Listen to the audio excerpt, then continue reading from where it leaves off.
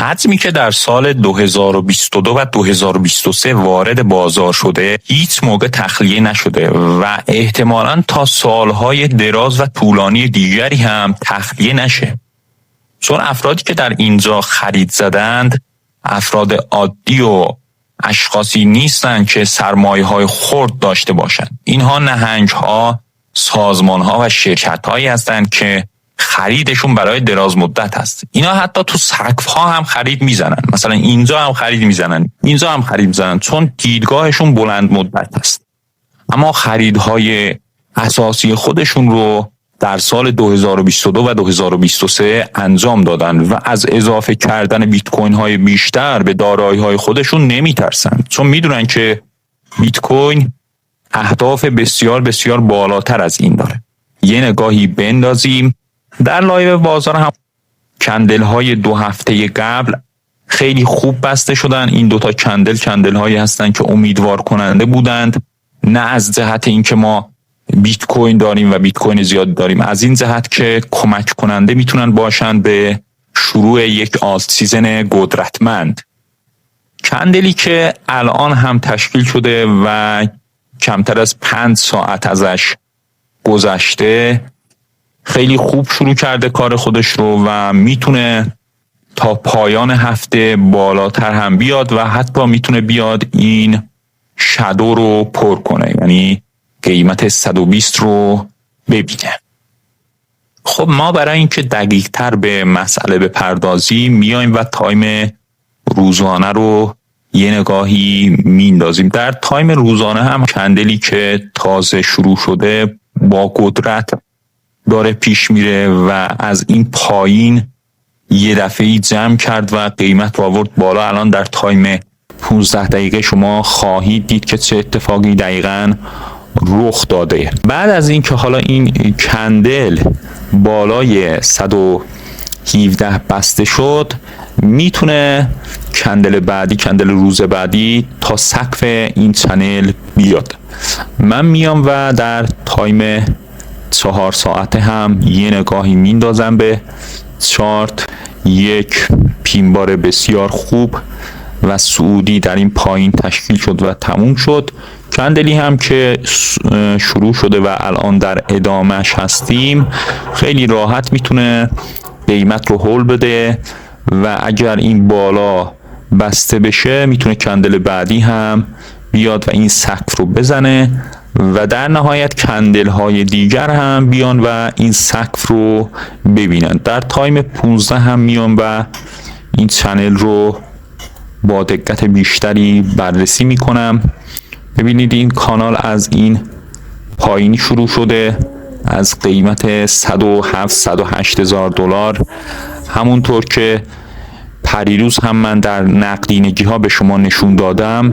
این پایین یعنی روی 108 الی 105 هزار دلار نقدینگی بسیار کت و کلفتی وجود داره و میتونه قیمت رو به سمت خودش بکشه. اما که بعد از اینکه نقدینگی روی 117 هزار دلار جمع آوری شد میتونه برگرده رو به پایین و این چنلی که خیلی ملایم رو به بالا حرکت کرده رو بشکنه و به اندازه عرض خود این کانال بیاد پایین. پس من در تایم 15 ساعته میبینم که این کانال خیلی خیلی معتبر هست، چندین بار از بالا و پایین داشته و میتونیم فعلا برای تحلیل هامون بهش بسنده کنیم. الان اگر این 15 دقیقه که در حال اتمام هست به خوشی و سلامتی این کندل بسته بشه و بعدش اینجا میتونه یه پول بک بزنه به اینجا که الان میبینید که برگشت، یه برگشت ریزی داشت، میتونه بره یه خورده بالا یه پول بک بزنه و بعد دوباره شروع کنه اینجا رنج و نوسان خودش رو ادامه دادن. در نهایت میتونه این بالا بیاد. ببینید دوستان این کانال میتونه از بالا هم بشکنه، یعنی غیر ممکن نیست که این کانال هایی که ملایم به سمت بالا صعودی هستن معمولا از پایین میشکنن، در 80% مواقع از پایین میشکنن. اما اینکه این از بالا بشکنه غیر ممکن نیست با توجه به اینکه پیش بینی ها برای نرخ بهره کاهشی هست و نظر بر این هست که نرخ بهره عددی پایین تر میده، میتونیم انتظار داشته باشیم که سقف این کانال هم بتونه بشکنه.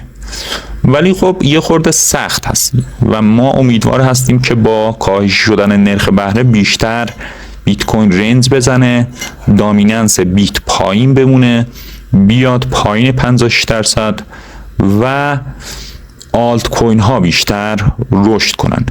نگاهی به ترند های بازار میندازیم. ببینید دوستان، اینها ترند ها هستند، دلیل بر این نیستند که ما دنبال اینها باشیم. اینا رو باید در کف ها به ما معرفی میکردن که نکردن. بعضی از کانال ها میان اینها رو میگن که آقا بیاین ترند ها رو تحلیل بکنیم، بگیم اینا چه اتفاقی براشون افتاده. بعضیاشون به دروغ میان میگن که ما اینها رو تو کف مثلا معرفی کردیم، ویدیوش موجود هست. بعدش میرید تو کانالاشون نگاه میکنید میبینید اصلا هیچ ویدیو و آثاری از اینکه معرفی کرده باشن وجود نداره. من دقیقا 1 سال قبل بود که همین روزهای پایانی شهریور بود، اومدم و اینجا دوت کوین رو تحلیل زدم و قاطعانه هم گفتم که میتونید شما اینو بخرید اینجا. بعضی از دوستان میان میگن که تحلیل هایی که من تو این کانال ارائه میکنم پیشنهاد خرید و فروش یا سرمایه گذاری نیست. پس چی هستند؟ اگه شما هیچ پیشنهادی برای سرمایه گذاری ندارید، چرا اینجا برای خودت رسانه باز کردی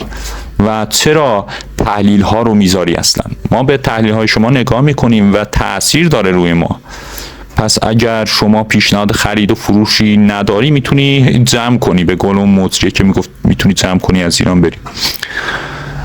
و خب این ویدیوش تو کانال من موجود است. در کل من توی کانالم کلا 20 تا ویدیو منتشر کردم که یکیش هم همین ویدیو دوت کوین بود که البته همه میم کوین ها رو تو این ویدیو کوتاه 4 دقیقه‌ای پارسال همین موقع ها بود تحلیل کردم. ولی خب چون رسانه من کوچیک است، تبلیغات زیادی ندارم و خودم کامنت گذار استخدام نکردم مثل بعضیا که بیان زیر ویدیو هم ازم تعریف و تمجید کنند، یه کسی اون ویدیو رو ندید. فقط یه 7-8 نفر فکر کنم در ابتدا اون ویدیو رو دیدن، بعدن هم 6-7 نفر دیگه هم دیده بودن. حالا دیگه نمیدونم اونها کی دیدن اون ویدیو رو، ولی خب بعد از اون من چند تا تارگت مشخص کرده بودم برای دوت کوین که یکیش این سقف بود و بلا فاصله 1 هفته بعدش اونجا رو دید، یکیش اینجا بود و گفتم خیلی اگر خوشبینانه به مسئله نگاه کنیم 22 سنت رو هم میبینه که خب همه این تارگت ها زده شد. هدف من اینجا بود، هدف من یک سود معقولانه 70-80% بود. ولی خب دوت کوین چون خب یک میم کوینی هست که معمولا وقتی که میم سیزن اتفاق میفته رهبرشون این هست و خیلی شارپی حرکت میکنه و این سود بزرگ رو داد و بعضی ها حالا گرفته بودن این پایین، چون این رو که ما میبینیم این ویت رو همه این ویت رو میبینن و فقط ما نیستیم که این رو میبینیم. یا الان اینجا که یک ویت گسترده شونده در حال رخ دادن هست، من اینجا تحلیلش رو گذاشته بودم، الان هم ویدیوش در ویدیو شورتش تو کانالم هست، 2 هفته قبل بود که اینو گذاشتم. این ویت رو همونطور که من میبینم بقیه همینو میبینن، مثلا توی امریکا همین رو میبینن، تو چین هم، تو هند هم همین ویت رو مردم میبینن و میدونن که اگر این کندل هفتگی بیاد و کمک کنه این بالای ویت شکسته بشه، اینجا من یه همچین الگوهای سعودی رو ببینم، میتونم امیدوار باشم که ویت از بالا بشکنه و یه همچین حرکتی بزنه و بره تا خود 50 سنت. یعنی نگاهی هم به اتریوم میندازیم. ببینید اتریوم این پایین وقتی که بود خیلی هم میگفتن دیگه مرد، خدا حافظ اتریوم، ولی خب دیدیم که اومد و همه اون ریزش ها رو جبران کرد، اومد بالا و الان هم سقف تاریخی خودش رو هم زد، یعنی اومد بالای اینجا و تارگتی که برای اتریوم متصور هستیم خیلی بالاتر از این حرفا هست.